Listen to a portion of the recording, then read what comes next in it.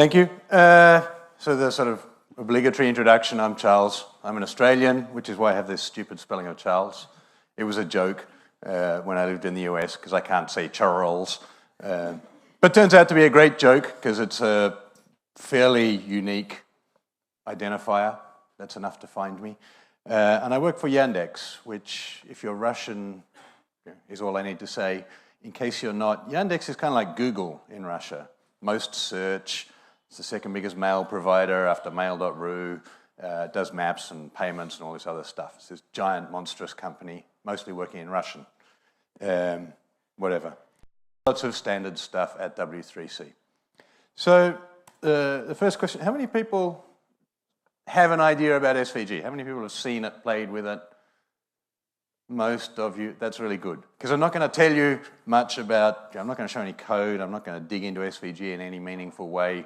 I'm going to assume that you're smart people and you can look up the spec or some tutorial.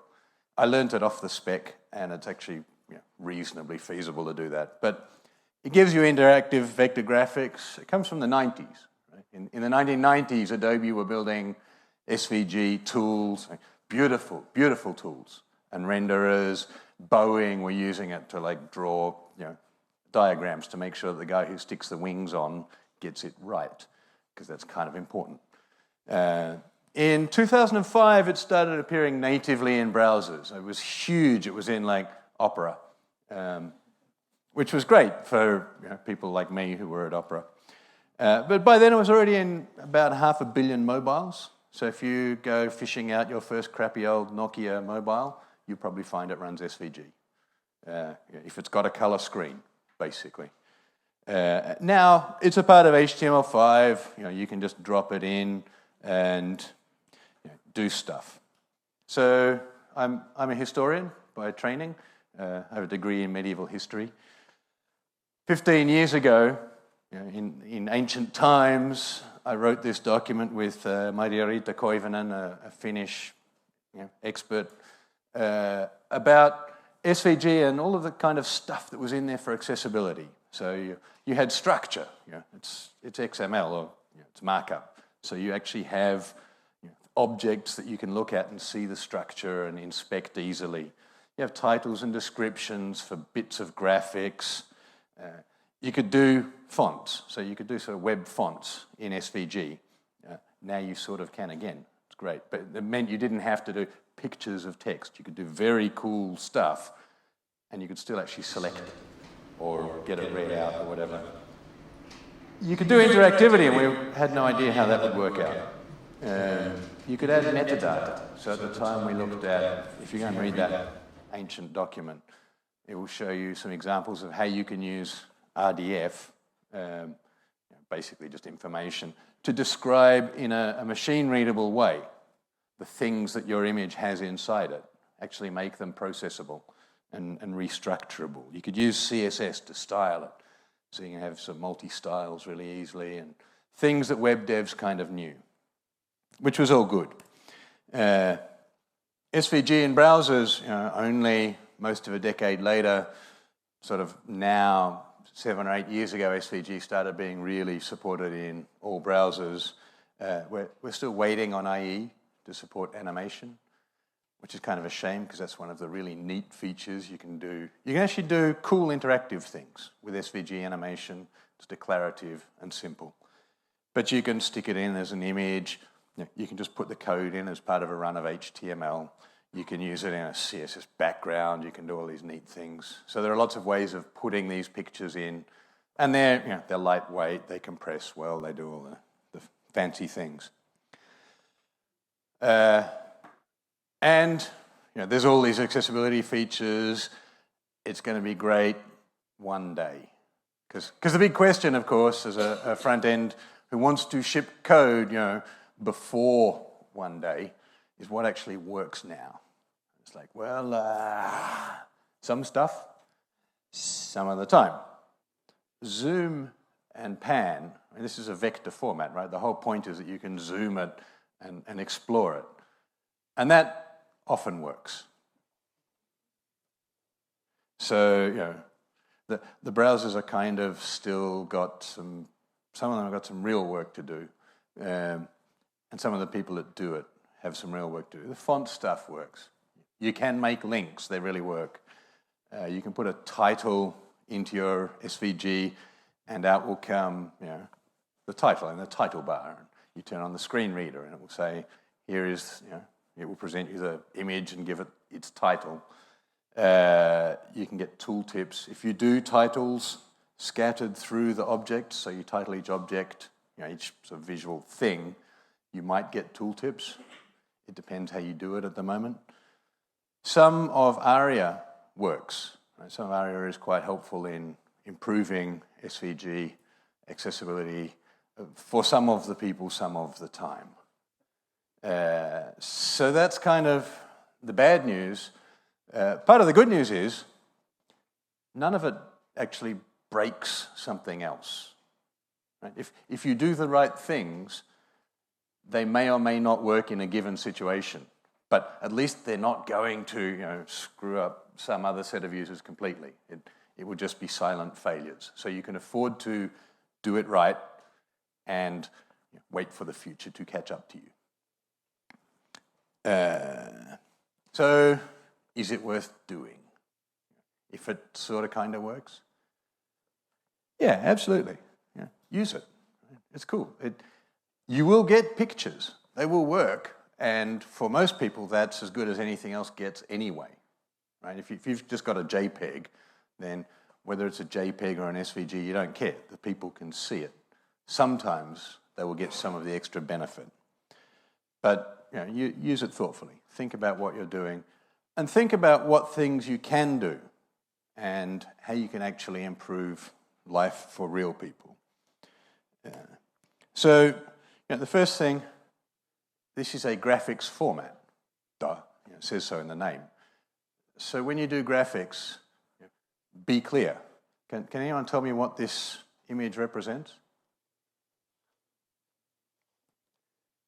Because I got given it in the SVG accessibility group as an example of the sort of graphics that people were doing. And I looked at it and I said, well, I have no idea what that is. It doesn't matter about what the screen reader user gets. Like what they get is what I get. Total confusion. There, to give you the description, there's a pile of aeroplanes. And they're in two different colors. And there's a legend that says the two different colors represent two different years. And there's a circle which has months labeled around it. So maybe it's something about things that happened around the year. But it's pretty hard to even figure out which aeroplane matches which month. This is accessibility 101. It's like if you can see a problem, then there's probably a problem. And the other thing about accessibility, we get a lot of, as Laura said this morning, it's like accessibility is not just screen readers and wheelchairs. What proportion of people are likely to be screen reader users? Anyone want to make a guess?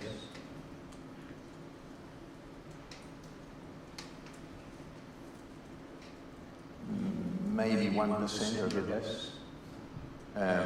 What proportion of people can benefit from and that's because they're blind. What proportion of people get a huge amount of benefit from a screen reader? Something like 20%. So there's the 1% who are blind. There's another small fraction of all people with visual impairments who have a very hard time seeing anything and rely heavily on the extra information. So that might account for another % or 2. And then there's this huge group of people who have problems reading. They have problems understanding written information, and they have problems understanding complex presentations. That is the biggest accessibility problem in the world. That's the biggest target group. So those are the people you're helping when your information is clearly available, when people don't have to consume pages of text, when they can understand what's going on. They want pictures there. They want the sort of graphics, but they want graphics that show what you're trying to communicate, not what kind of complex graphics you can produce if you really try and confuse us all. And yeah, this is graphics. So I have a bar chart. We'll study these things in school. What's wrong with this bar chart?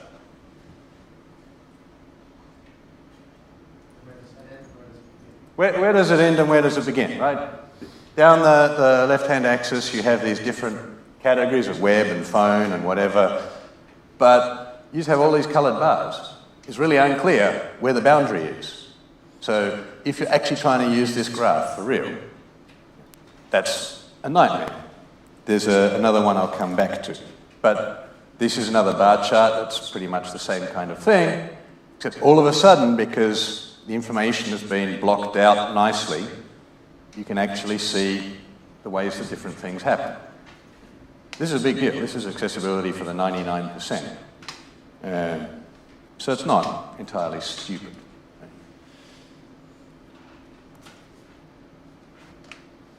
Once you've got your graphics actually presenting information, what do? Use text. SVG is a text-based format, like HTML. So use text. Put proper links in there. Put proper words in there. Don't do swirly-whirly paths where you have all of these beautiful path elements and each one represents a very artistic letter, but there's no text in your document. Make your letters as a font and use that font. It's about 3 extra lines in SVG. Fewer if you repeat a letter once, which for people who write like 4 words in English means you're already saving on the E. And some of these things actually work properly. So if you use a role equals heading with an ARIA level, then, or you put the role on a group that has text inside it, then people can navigate that. If you use actual text in your SVG, people can navigate it. Now, I have a very crappy test case that I hacked up last night by taking mostly stuff from Leone and then trying some more things. And I'm going to turn my screen reader on. There will be a short pause while it figures out what it's doing.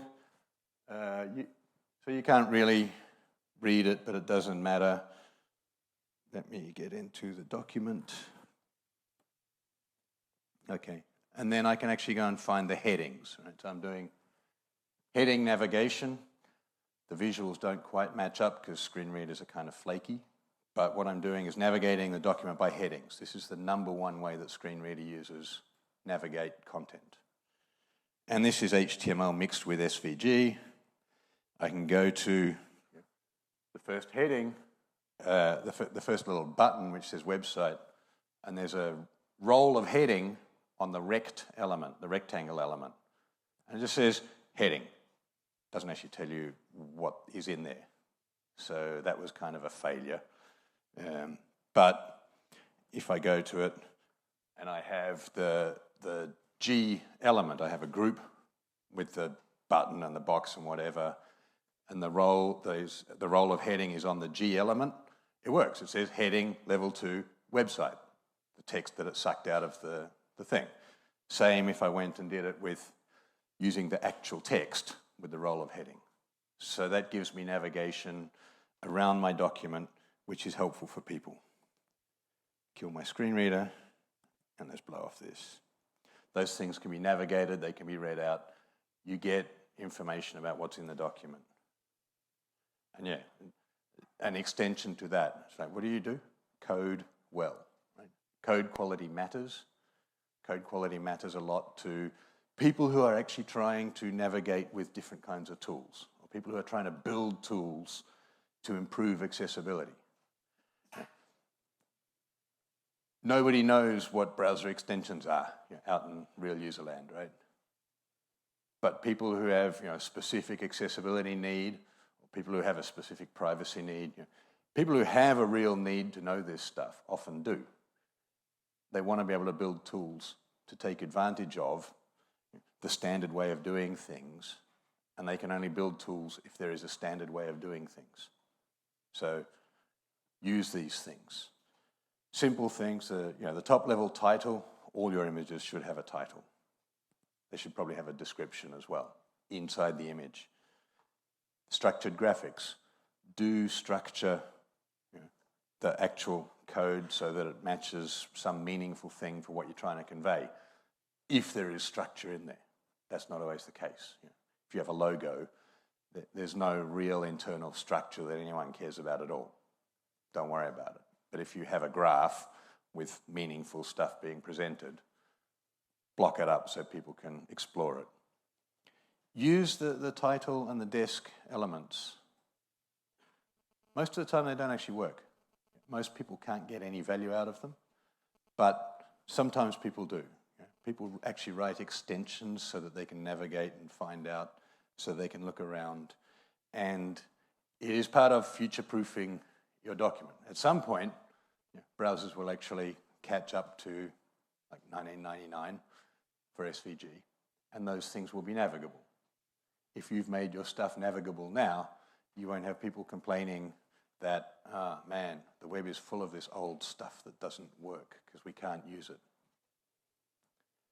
And use Alt and long desk. If you use an image element to put in SVG, which is not uncommon, long desk is actually a fantastic way of giving people a usable description today, because it works in every screen reader except one. It works in a lot of extensions. It works, anyone who wants it can get it working in their browser in one of about 5 different ways. So it's helpful to provide that extra information. And use ARIA. How many people know ARIA?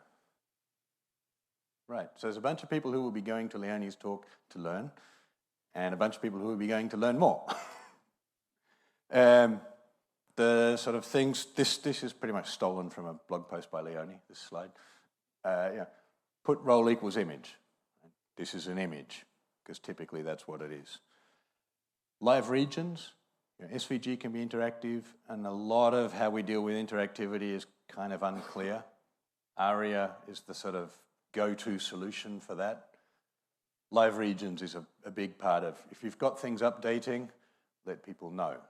If you're using a screen reader to navigate and your focus is always only on the one thing you're actually looking at, if something else gets updated somewhere else, you need to tell the user that they might want to pay attention to that too. If you're magnifying the content, same problem. Right? You zoom in because it's a scalable format, and then the key bit of status information disappeared off somewhere down there on the 4th screen that your boss forgot to buy you. That's a kind of problem. And ARIA doesn't necessarily solve that for people. The problem with ARIA today is it's pretty much screen readers that use it. People who just zoom in the browser, like probably 5 times as many people as screen reader users, they don't get nothing. That's a spec problem and an implementation problem that we should fix. Right? If we changed ARIA so that it worked on the bare bones browser, that would be great. If we do that, we hope you used ARIA the right way so that we're going to pick it up once we fix the implementations. Because your content will probably live for multiple weeks out there on the web, long after you've given up maintaining it. It'd be nice if it stayed there. As I said, use role equals heading, use labeled by, so if you have objects in your tree that you can navigate. If you use ARIA, you can point to the title and description element, and that way they can actually be fished out by people. They can be made to work. That one is a dirty hack, but it works. And it doesn't break anything, and it is consistent with the standard. So it's redundant, it's exactly as much text as I have in this one line. It's not exactly rocket surgery. And use links. You want to tell me what this is?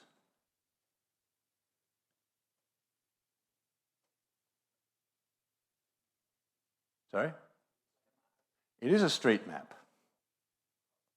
Anyone know where? It's not the street map of where the snails went on my car window, although it might be. It is the roads in Cuba. Right? A normal person would have actually put like a beach around the edges or something so you could see it. But whatever. Here is the information. How are you going to navigate that stuff? So maps are tricky. Maps are tricky at the best of times. But the first time I went to live in Boston, I got into a taxi and I had an interesting experience. In Melbourne, there's a book called Melways. It's the map. Every driver in Melbourne has a Melways, or used to, pre-GPS. In London, people have their A to Z. People have maps. In Boston, what this guy had was a list of street names, and for each street name, it listed the streets at each end. Right? And the way he would actually find his way around Boston was look up the street you wanted to go to, find what streets were at the end of it. If he didn't know how to get on one of those, he would recursively repeat the process. But you can actually navigate around, and you can navigate around rationally that way. You can navigate around a map by starting at a point and finding what things are at the ends of the point. What connects to what else? It's not the most beautiful experience. You probably want to structure the thing. So if you have a city like Havana, you probably want to have a group and say, by the way, this block is all in Havana, and all of this stuff isn't, so you know when you've suddenly gone down the other end of the island. I'm not very good at Cuban geography. Excuse me. I'm not American, but I'm still bad at Cuban geography. But basically, you give people a way in. So another example, this is a cool graph. It's a chord graph, right? It's a fairly compact way of providing, essentially a bidirectional table. If you wanted to represent this as an HTML table, you'd have to have a double set of entries because the connections go two different ways and they mean different things. Another example of that is if you look at the football schedule I look at La Liga in Madrid. It's like it tells you who is playing whom, and you have the home and the away version. So when Getafe plays Real Madrid, which they do twice, you go across from Getafe and you get the results or the date for the Getafe-Madrid match. If you go down from Getafe, you get the Madrid-Getafe match, the home match. There are lots of ways of packaging this stuff. If you could link from the different points around this circle, then each of those lines, you can give it, it's one line with a specific bit of information attached. People can start following and navigating and exploring their way around. That's what you can do today. Oh, and allow zoom and pan. It's really useful for people if your idea of how big the image should be happen not to match theirs. So one of the issues is when you zoom and pan things, it's like you don't want everything to change scale. You can use on zoom and you can get the current scale as a JavaScript thing so that you can actually make things that don't move or that don't scale when stuff gets zoomed. That was an idea that we wanted to put into SVG 2. I'll come back to it. It might work one day that we would have units that actually do that, but for now, no. Does anyone know what this image is? The one under the mouse pointer. So if I open it up, this is a flowchart, right? It's very exciting. I made it myself.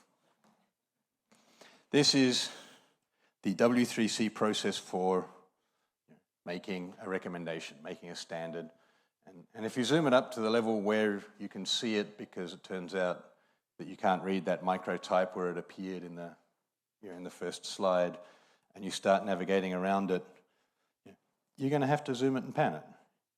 There is no way of, if you need text that is half a screen high, there's no way you can fit 9 lines that are half a screen high in one screen.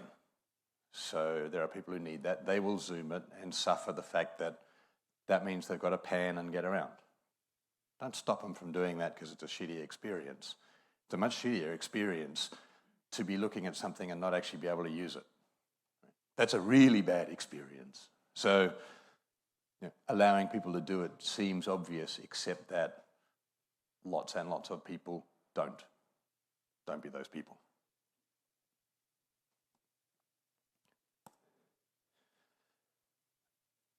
Allow for black and white mode.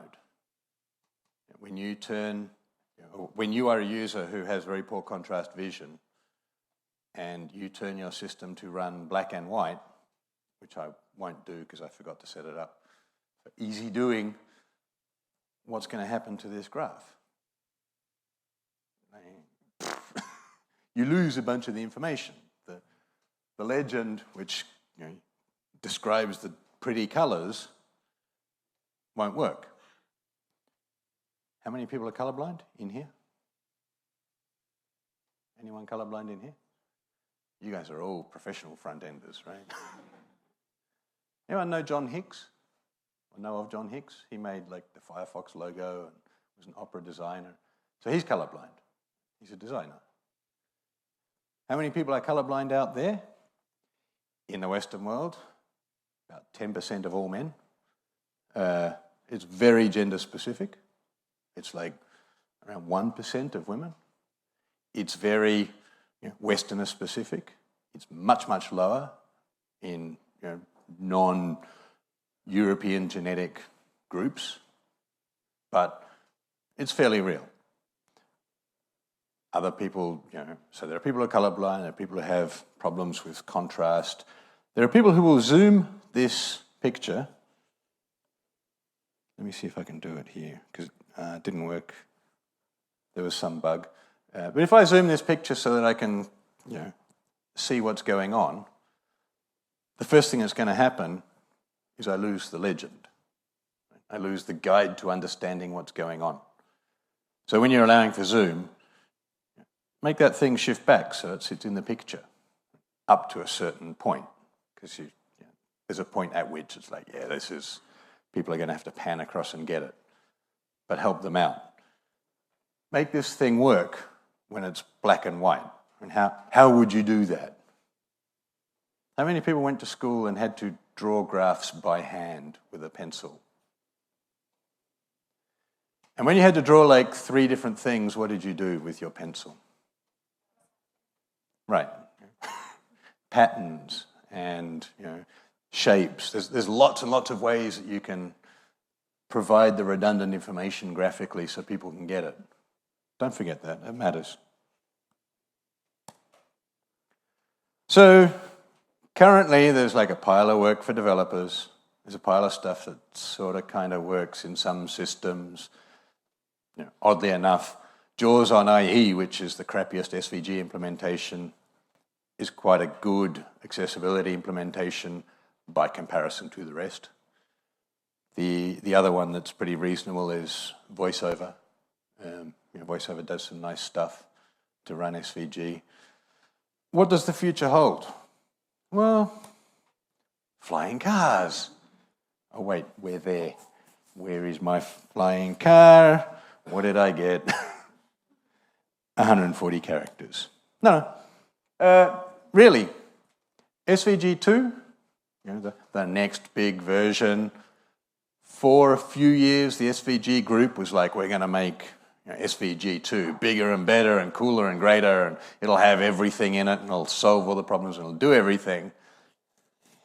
And then at some point they got this weird idea that I first heard from the people who made IE5 about the time when Netscape 4-point-something was turning into the IE6 of its day, I guess now the IE8 of its day. Shipping is a feature. It's really cool if stuff actually ships. So SVG2, one of the things they did is said, all right, we're going to do lots of the cleaning up and tidying things that are broken and figuring out better how SVG integrates into HTML, and some of the complicated features are going to happen later because we want to ship something soon. Their current goal is to make it happen in the next year. They'll keep developing, so it's no big deal. Better navigation in browsers. And this is a big deal, right? If you have, where's the chord image? How would you navigate that image if you could do anything you want? Because how you navigate non-visually today is you press the tab key forever, right? You just go through this long list of things. And when you get to, when you get to the road map of Cuba and you've got to tab through every single road, that's kind of a dumbass way of navigating roads. Search or something. Move around different groups. We're not entirely sure, which is to say we're still arguing, about what kind of navigation makes sense. One of the big things, obviously, is like spatial navigation. Opera has had it for years. TV browsers have it. You've got arrow keys and you can move up and down and left and right. So you're in a map and you're navigating a map and you move, I don't know, so a map of Canada. Anyone know Canadian geography? There's this series of provinces sort of that run in a line one next to the other. And there's one giant province that sits over the top of them all. So when you go down from that, which one did you mean to go to, right? And how do you understand, especially if you can't actually see it in the first place, what the relationships are? Spatial navigation is a visually useful tool. It is a good thing to have, but it's not enough of an answer. It's not enough of an answer for that circular chord diagram where you really want to be able to go around the circle and across the cross-links. If you have a complex diagram, pieces of an aeroplane and how you put it together, you want to be able to dive in and come back out. You want to be able to do the Blade Runner thing of like zoom in, zoom in, zoom in, zoom in, show me the maker's mark on the snake scale. All of those things will happen, and they'll happen over the next couple of years as the arguments either get so heated that people say, well, the only way to settle this is implement something and prove I was right, or we actually agree, which of course runs the risk that we agree on the wrong thing and then we go back to step one. Non-scaling length units have things, so when you have lines that are like a certain amount of the screen size and not related to the rest of the thing, you zoom in and they stay that size, or they zoom non-proportionally to the rest of the content.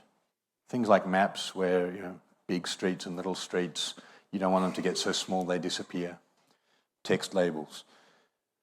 More ARIA properties. One of the things that is happening a lot in the group that's looking at SVG accessibility is they're ARIA mad. Honestly, I think they're nuts. They think ARIA will solve all problems. And as I said, for a start, it only works in screen readers, and that's not all problems, right? But there will be more stuff in ARIA, so you can describe more pieces of what you're doing. Hopefully, there'll be sensible, general things that describe stuff which is common and not a laundry list of 2,000 terms for left axis and right axis of a graph, tick marks on the graph and stuff. But we'll see. And another one that's interesting is connectors. So basically, instead of you having to describe links and put all of the links in, which is kind of painful, you'll describe each object, and you can actually just say, this object is hooked up to that object. How many people have used like RDF or schema.org or RDFA or something? Not many. That's what it does, right? Open graph. That's what it does. It's really, this thing has some kind of connection to that thing. We use this in the way we understand the world all the time. Writing it down, lots of people don't think that's what they're writing down, but it is. And it turns out to be a great way of actually modeling data. It makes data very easy to manipulate. So hopefully we will get that. There's a proposal. There was a spec that was part of SVG too. It was proposed in about 2007. And then butterflies. It will come back. So the future isn't really 140 characters, it's a photo, right? Everyone's going to go on Instagram. and win a ticket to next year's front end, because photos are accessible, right? Yeah, no, not so much, but they could be. And described photos, you take a photo, you describe the photo. When you go to find a picture to use on your website, how many people have used a stock photography site, or gone and looked for a picture for their slides? People do that. I want a photo of, or I want a photo of me, and you go to Yandex and you look up images and you say photos of Charles, and you get some things that look like me. For the longest time, there was this photo. It was a big yellow button saying, I guess it depends how you see me, but bam, bam, bam, that's how I think of Charles. It wasn't actually a very good photo. Image search is kind of flaky, because although we can do similarity searching, so we can do facial recognition really easily, you've got to actually hook that up to other information that tells you what the starting point is. If I find 20 photos of you, and I know that 3 of them are of you, Yandex, I can identify all of those other photos.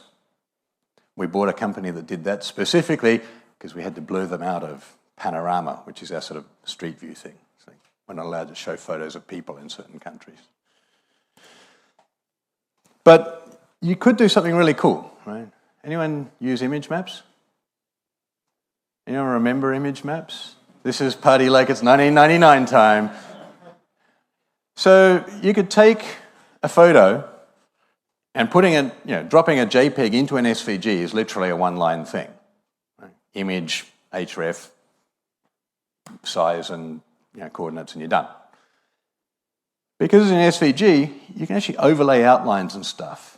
So you can draw a picture of what's on it and then use some way or other of describing that. So you use schema, you can use FOF, you can use Open Graph.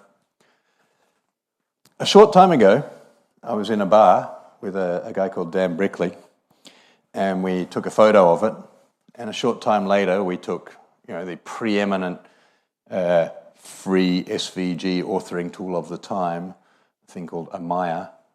I presume no one's ever heard of it. It's been dead for about 7 years. This is 2002, and we would take photos, and you just trace around something, and then you'd add the information. You say, this is Danbury, this is Charles. We would use friend of a friend data, and now people use Open Graph sort of stuff, or schema.org or something. But we would put these little annotations to say who is here or what this particular part of the image is, and then you would trot off to Jibber Jim's SVG search engine and say, find me photos of Danbury. And it would pull out this photo, and it would highlight the bit that was Danbury, and not the bit that was me or the bit that was someone else. Find me photos of Danbury and beer. And we had pictures of Danbury and beer, useful things like that. All of this can be done. These were sort of dirty hacks with little JavaScript tools, live crawling the web. Everyone knows most search engines actually exist by live crawling the web in real time, because that's how you handle scale. But if you have a search engine infrastructure, or even a smaller infrastructure, then you can start to pull these things out. You can start to do searchability with a much higher level of reliability. People will tag things wrongly, so you'll find a whole lot of porn, because porn gets tagged as everything, just so it comes up in the SEO. But search engines are much better at filtering that out. We recognize when we're being lied to. We recognize when we're being spammed. This is why we do things like schema.org, which, again, is 1999 technology and ideas, but now we can make them usable. And if you can do that, if you can geotag stuff, then the big data engines, which do lots of creepy things, can also do lots of eerily useful things. Like you take a photo, and they'll tell you where you are and what you're looking at and where you want to go. All those little apps that recognize, blind people use an app to photograph money so they know what kind of note they've got in their hand. It's pretty easy if you've only got to work with 7 different kinds of note. But being able to put that idea with a big data backend and find, what am I looking at? Where am I? What kind of things are around me? You start to build the sort of virtual reality engines and cool stuff that we really want to get in the future one day, seeing as we can't actually afford a flying car. And how do we fix all this? So there is an SVG accessibility task force. Like I said, they're a bit crazy because they're all ARIA nuts. But all of the SVG images, except the last one that I showed, come out of examples that we've been collecting up and trying to figure out, what do people actually need, right? Use cases and test cases. How do we figure out what to navigate? Because some of this is kind of clear and obvious and we just need to do it, and some of it's really researchy stuff and we don't know. And we need actual brains to sit down and poke at this stuff and think hard. And it'd be good if some of the people's brains were brains attached to the, because I'm going to have to ship this later. And file bugs on browsers and editors, because there's tons of them. File the bug and vote on it and bitch about it and see if they fix it. Thank you very much.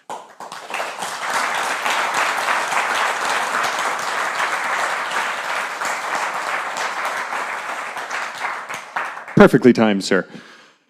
So, Fuck, I was cheating. you are. Well, that's good. So we have time for maybe one question, just to get ourselves caught up.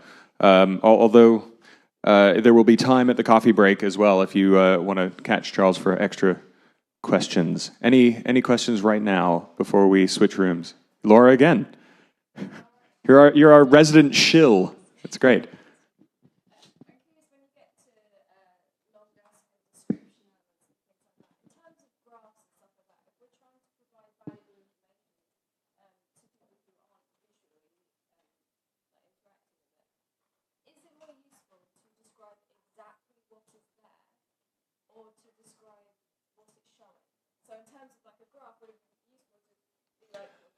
So what should you put in your descriptions, right? You're trying to communicate something. What your description should match is, what is it you're trying to communicate? One of the things for a graph in particular, often a useful thing to put in your description is a table or a pointer to a table of data that people know how to navigate. Think about your audience, because sometimes, as well as a table, or instead of a table, the bar charts that I have here somewhere, it's like, what's the critical bit of that? Well, maybe you just want to talk about what it actually explains. Sometimes your graph is just explaining some data. If you've got time, always give the underlying data so that people can get at it. Describing the particular graphic representation, it's very useful to give a rough description. So these all have long discs in my slides when I get them online and give you a link, and you can look at it. It does say this is a circle with lots of things hooked up together. Because when you say to someone, go to the 49-page report and just skim down, and about halfway there's this sort of circular thing that looks like spaghetti, then it's helpful to have that much information and distinguish it from the boxy thing that looks like boxes. But getting into the heavy detail of the graphic presentation, you've got to really, really care about your particular graphic representation to be bothered doing that. So would you say it's more about describing the content, not describing what it looks like? Yeah, describe the content, right?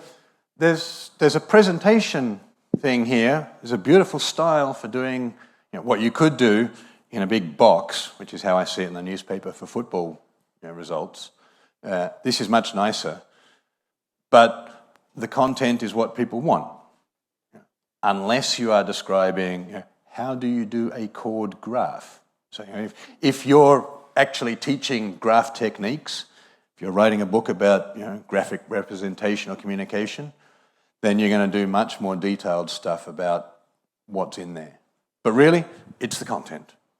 Really, it doesn't take that much extra time. You said if you have time, but I think that's one of the things that lets things like accessibility fall by the wayside. Is people are convinced that it takes a lot of extra time, and it really doesn't.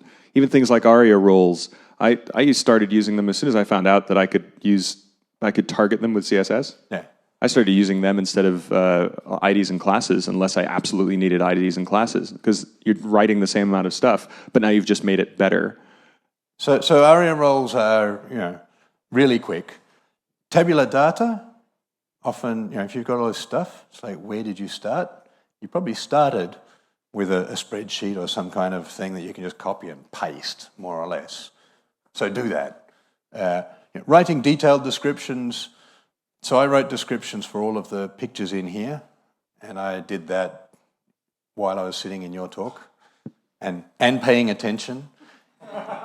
So it's not a massive job, right? It takes a little bit of effort, but we're professionals. That's what we're meant to do. Amen. Thanks, Charles, very much. Big round of applause for Charles.